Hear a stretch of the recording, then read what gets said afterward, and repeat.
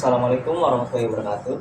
Perkenalkan, kami dari kelompok 9. Di sini kami ingin menjelaskan tentang penerapan dan perkembangan fikih muamalah di Indonesia. Fikih muamalah merupakan cabang dari ilmu fikih yang berkaitan dengan aturan hukum Islam mengenai transaksi dan hubungan sosial ekonomi antar manusia. Di Indonesia sendiri, fikih muamalah memiliki peran yang sangat penting dalam mengatur kehidupan ekonomi umat Islam, terutama seiring dengan perkembangan zaman dan kebutuhan masyarakat yang semakin kompleks. Berikut adalah beberapa hal mengenai perkembangan dan penerapan fikih muamalah di Indonesia. Yang pertama, ada sejarah perkembangan fikih muamalah di Indonesia yang akan dijelaskan oleh teman saya, yaitu Rehan. Dengan Rehan, apakah sudah terhubung? Halo? Oh ya, saya sudah terhubung. Untuk periode kolonial Hindia Belanda, selama masa penjajahan Belanda, fikih muamalah di Indonesia sangat terbatas dalam penerapannya.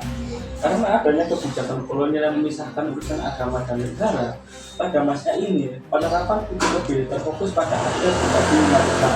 Nah, sementara untuk urusan ekonomi umumnya diatur oleh hukum kolonial.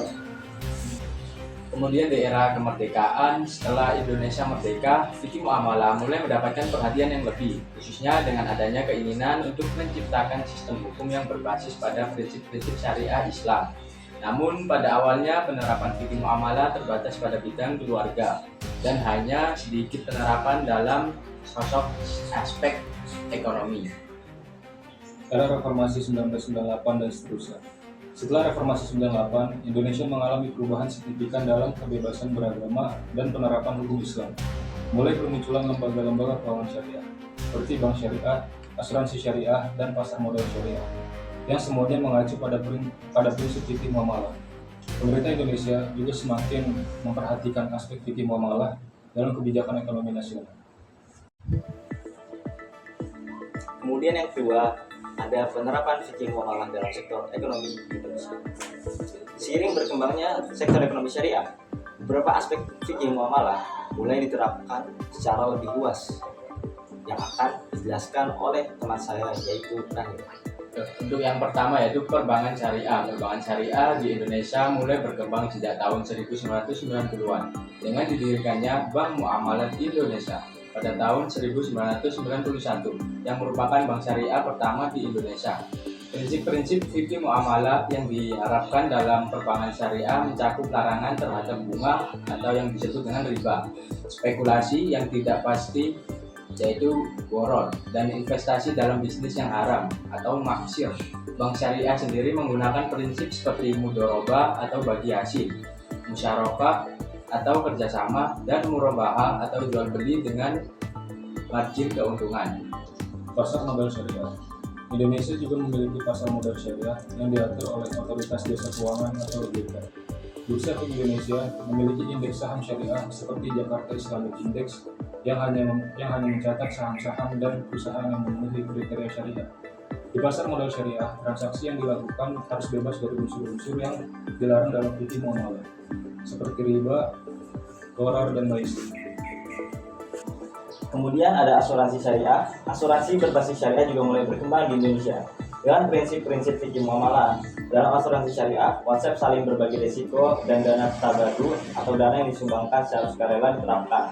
Berbeda dengan asuransi konvensional yang lebih banyak mengandalkan prinsip jual beli risiko. Nah, untuk fintech syariah, perkembangan teknologi finansial juga mendorong penerapan fikih muamalah dalam industri digital.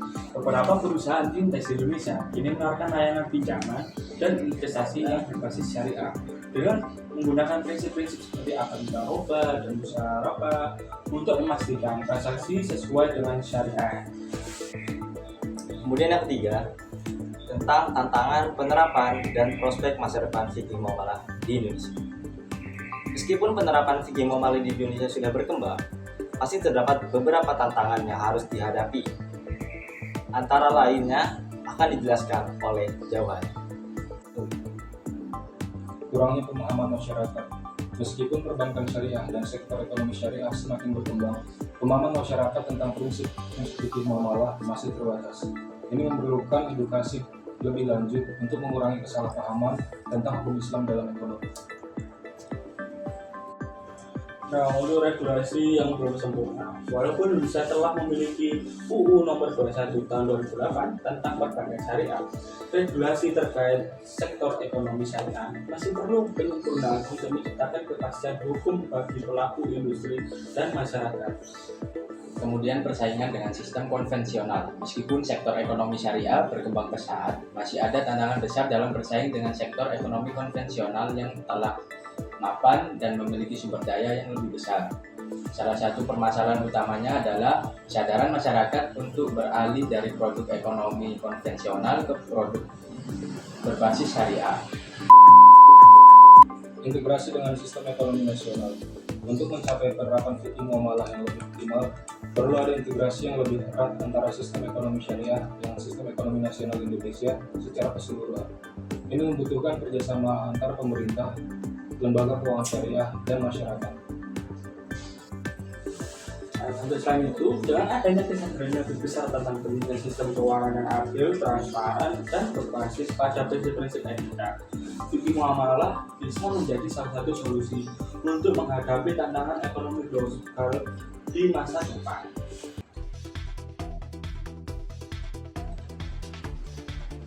Yang terakhir, kesimpulan yang kami dapatkan dari materi perkembangan dan penerapan fikih muamalah di Indonesia yang sudah dijelaskan oleh narasumber kami, yaitu penerapan fikih muamalah di Indonesia terus berkembang seiring dengan kemajuan ekonomi syariah.